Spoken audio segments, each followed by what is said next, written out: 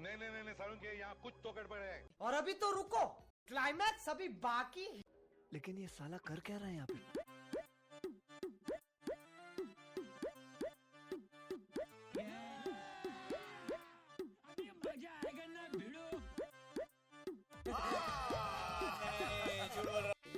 प्यारी समझ गई।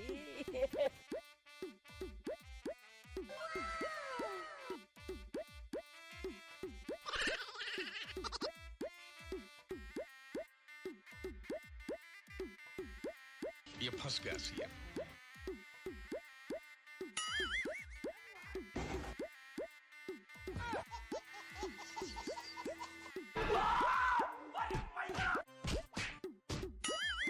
ये सब क्या देखना पड़ रहा है?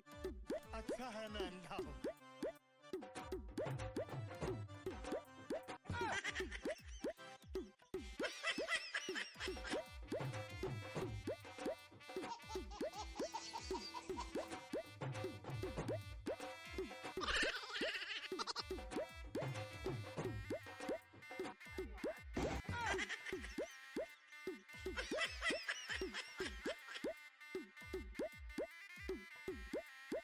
चलो भाई देखो अपने क्या करते हैं।